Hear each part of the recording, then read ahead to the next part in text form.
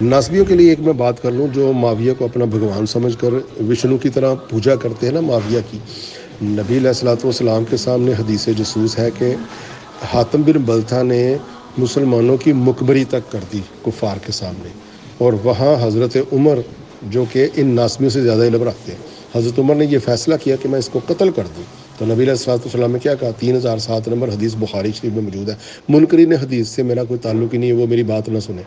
جو منکرین حدیث ہے نا، ان کے ساتھ میں گفتگو نہیں کر رہا، جو حدیث کو مانتے ہیں۔ اور بخاری میں یہ حدیث آگئی، نبی علیہ الصلوۃ والسلام نے فرمایا، عمر چھوڑ دے اس کو، یہ بدری ہے، بدر والوں کے اللہ تعالیٰ نے گناہ معاف کر دیے ہیں، ان کو توبہ کی یعنی کہ توفیق ہو جائے گی۔ اگر بدری کوئی ایسا کام کر بھی جائیں گے تو اللہ تعالیٰ اینڈ آف دی ڈے ان کے لیے جو ہے نا رجوع اور توبہ ان کے نصیب میں لکھتی ہوئی ہے، اس لیے ان کو قتل نہیں کیا جائے گا اتنے بڑے گناہ پر بھی، کیونکہ ان کی توبہ اور ان کی نیتوں پر اللہ تعالیٰ نے ان کو یہ اجر دے چکے۔ تو حضرت علی تو بدری صحابی تھے، حضرت علی نے کون سی کسی کی جاسوسی کر دی تھی؟ کون سا ایسا حضرت علی نے گناہ کبیرہ کر دیا تھا جو معاویہ جیسا طلیق ابن طلیق ان کے ساتھ قتال کرتا رہا اور ہزاروں صحابہ قتل کر دیے؟ طلحہ و زبیر بدری تھے تو ان کو توبہ کی توفیق مل گئی، طلحہ میدان چھوڑ گئے، مروان حرام خور نے قتل کیا جو ان ناسبیوں کا امام ہے، اور حضرت زبیر رضی اللہ تعالیٰ عنہ میدان چھوڑ کر صحرا کی طرف نکل گئے روتے ہوئے۔ اللہ نے توبہ کی توفیق دے دی نا۔ یہ ہے میرے نبی علیہ الصلوۃ والسلام کی دعائیں بدروں کے لیے۔ اور پھر جرموس نامی ایک بندے نے اسے قتل کیا نماز کی حالت میں، اور حضرت علی نے اس کی جہنم کی بشارت دی۔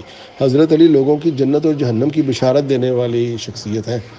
جب حضرت علی کہتے ہیں نا ان کے شہداء اور ہمارے شہداء جنت میں، تب یہ ناسبی بڑے خوش ہوتے ہیں بھی تم نے حضرت علی کو عالم الغیب مان لیا نا کہ وہ جنت کی بشارتیں دیتے ہیں، اور تم مان لیتے ہو، کیونکہ تمہارے حرام خور ناسبیوں کے قتل پر جنت کی بشارت نہیں دے رہے۔ وہ لوگ جو بہکا کر لے کر آیا تھا معاویہ، ان کی وجہ سے لا یکلف اللہ نفسا الا وسعها کے تحت اللہ کے نبی کے خلیفہ نے انہیں جنت کی بشارت دی، لیکن فرمایا کہ آخر میں معاویہ اور میرے درمیان فیصلہ رہ جائے گا۔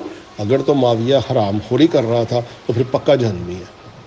دلوں کے معاملات ہم نہیں جانتے، ہم معاویہ کے ظاہر پر فیصلہ کر رہے ہیں۔ حضرت علی نے بھی معاویہ کے ظاہر پر فیصلہ کیا، فتویٰ دیا، ممبر پر آئے، انصار اور مہاجرین کی فوج اکٹھا کی، اور اس معاویہ کے تعاقب کے لیے خلیفہ راشد بدری صحابی اور حضرت علی اولی الامر ہے۔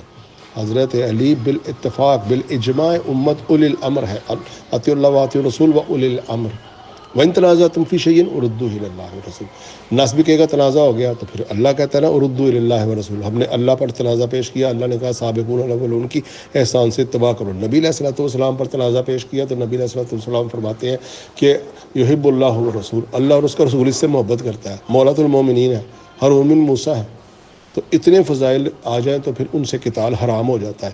جس نے علی سے قتال کیا در حقیقت اس نے نبی سے قتال کیا۔ ہمارے پاس حدیث آ گئی صحیح سند کے ساتھ المستدرک الحاکم میں کہ ان احد منکم قاتل ولا تعویل القرآن کما انا قاتل ولا تنزیلہ، تو یہ صحیح سند سے حدیث آ گئی۔ اللہ کے نبی علیہ الصلوۃ والسلام کی غیبی خبر بھی آ گئی۔ دلائل نبوہ میں محدثین نے اس کو شامل کیا، یہ نبی کے نبوت کی دلائل ہیں کہ نبی غیب کی خبریں دیتا ہے۔ اور اللہ کے نبی علیہ الصلوۃ والسلام سے اس حدیث کے بیان پر ابو بکر عمر نے فرمایا انا ہوا یا رسول اللہ قلت اللہ وہو خاصم النار، وہ جو میری جوتی گاڑ رہا ہے۔ تو حضرت علی کی تو ایک قتال کے اوپر نبی علیہ الصلوۃ والسلام کی نص موجود ہے کہ حضرت علی 100% حق پر ہے، بدری ہونے کی وجہ سے، احدی ہونے کی وجہ سے، خندقی ہونے کی وجہ سے، مہاجرین میں ہونے کی وجہ سے، اولو الامر ہونے کی وجہ سے، سابقون الاولون ہونے کی وجہ سے، ہارون بن موسیٰ ہونے کی وجہ سے، یحب اللہ و رسول ہونے کی وجہ سے، اور مولاۃ المومنین ہونے کی وجہ سے حضرت علی کا 100% حق پر ہونا طے ہے۔ جو حضرت علی کو حق سے خارج سمجھتا ہے نا، وہ جہنم کا خارجی کتا ہے، وہ ناسبی ہے، وہ ہماری گفتگو کے قابل ہی نہیں ہے، وہ اہل سنت سے بھی خارج ہے، کیونکہ اہل سنت کا اجماع ہے کہ حضرت علی حق پر ہے۔ وَأَمَّا الْمَعَوِيَةَ بَاغٍ طَالِبُ الْمُلْكِ وَفَسَادُ وَخُرُوجُ الْمَعَوِيَةِ، جو معاویہ کا جو خروج ہے نا وہ بغاوت تھی، اور باغی کا سر کچل دو، اسے قتل کرو، یہ قرآن کا فیصلہ ہے۔